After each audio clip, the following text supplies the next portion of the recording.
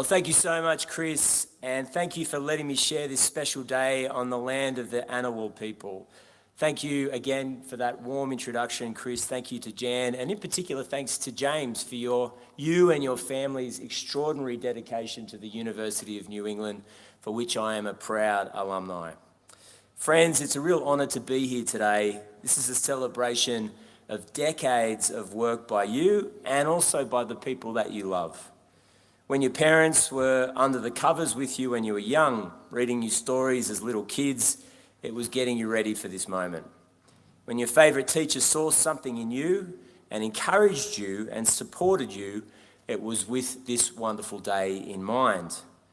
And when you went to your parents and said you were taking a break from university because you've had enough, but promised to return at some undisclosed date, and your dad looked at you with the most cynical side eye you'd ever seen, but you were eventually able to graduate and say, "I told you so," well, today's about that as well. Or maybe that's just my story, everyone, sorry. But Armidale brings back magic memories. And what I'm trying to say today is that it's much about your loved ones and the support network around you as it is about your incredible hard work and dedication. So if mum or dad or partners or kids or uncles or aunties want to take hundreds of photos this afternoon or insist on kissing you in front of your cool university friends, you have to do it. It's Premier's orders. This is one of those exciting moments in life when you're looking out at the horizon and the sky is clear and everything is ahead of you.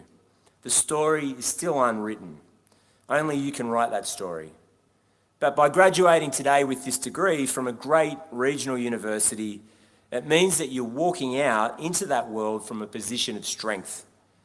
Some time ago, let's call it an unspecified time ago, I was in your shoes, out on the grass, graduating from the University of New England. I was sitting there feeling the same things, no doubt, that many of you are feeling today.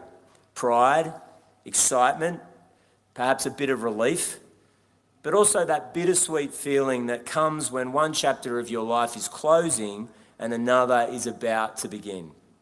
I didn't know what my life was going to look like looking back. I didn't know I'd go on to work in the charity sector, that I'd start a family and have 3 kids, that I would go back to university for even more study. I didn't know then that I'd run for office or enter Parliament. I didn't know any of that. I was unclear of what the future would be. But I did know a few things about life that proved enormously useful over that journey. Things I learned here in the humanities at university. I knew something of human psychology because of that degree and how people relate to one another, what makes us tick. I knew a bit about how societies function, how we manage to live together despite our differences. I knew the basics of politics and economics. I knew about history, about the great catalogue of human experiences, of the things that we've tried in the past and succeeded with and those that had been failures, about the stories that we told ourselves over the years. Now that might seem, and some may say, that that's abstract or fluffy or impractical, but I promise you it is absolutely not. You are carrying something precious out of this degree, an understanding of the human condition, and nothing will ever replace it. Consider the world that you're about to enter, a world where we're living more and more of our lives on our phones, behind screens, at a distance from one another, when technology is everywhere, when artificial intelligence is trying to imitate our brains, our minds, and maybe even take our jobs. Now, some people might consider that a reason to give up on the humanities, to fly the white flag, to accept that robots are going to take over everything. But the opposite is in fact true. Because the more we rely on machines, the more valuable becomes the understanding of humanity. Humanity is what we bring to the table that nothing else can. I don't care what they say in Silicon Valley or what tech bros say or what multi-billionaires assert. The truth of the matter is there is no substitute for human empathy and human relationships. No one wants to talk or work with a talking Siri app.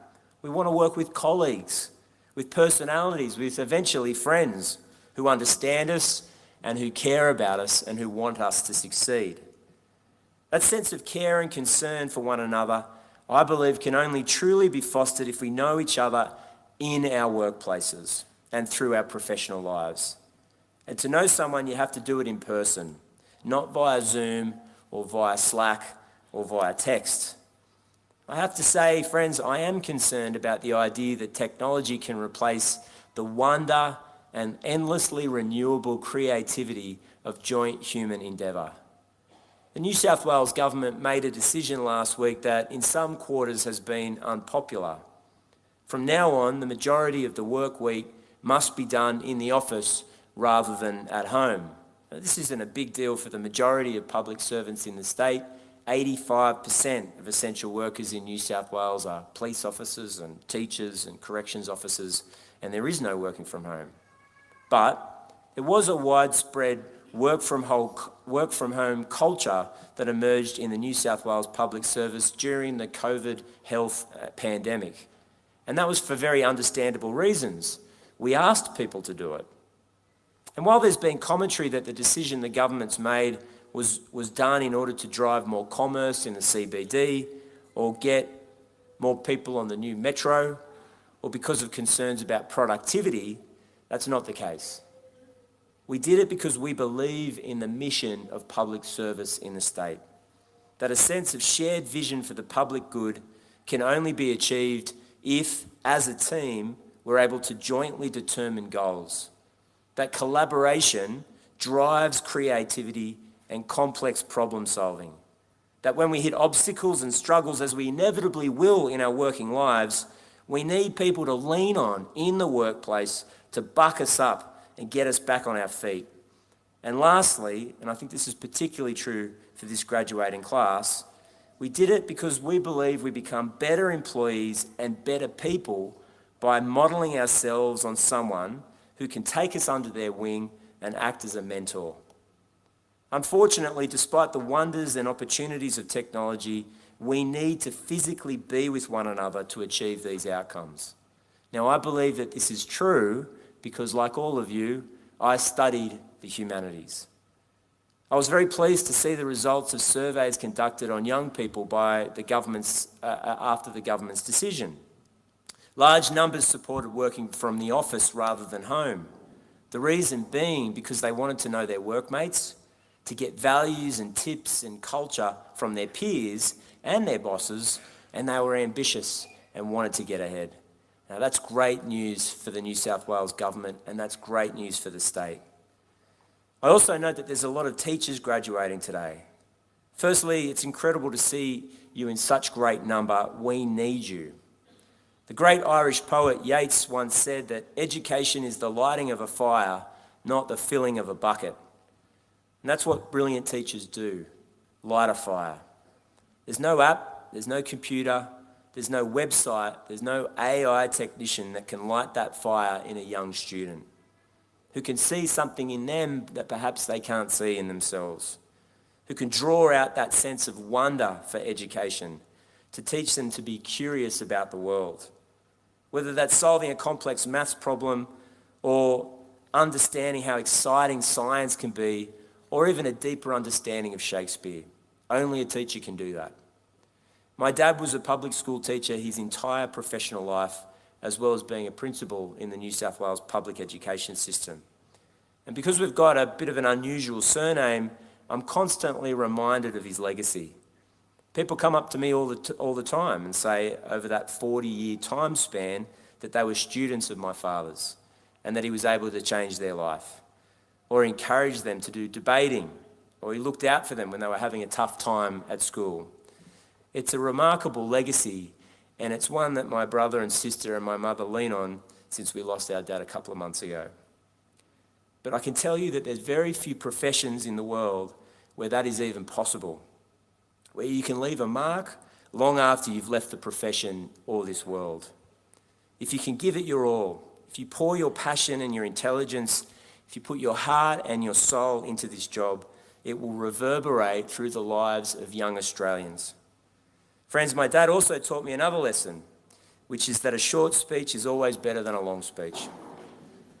I remember him saying that no one ever got to the end of a good speech and said, geez, that was good, I just wish it went for 10 minutes more. So to the class of 2024, congratulations on this incredible achievement. I know that you'll look back with pride and that you'll look forward with hope. This looks like the end, but it's really the beginning.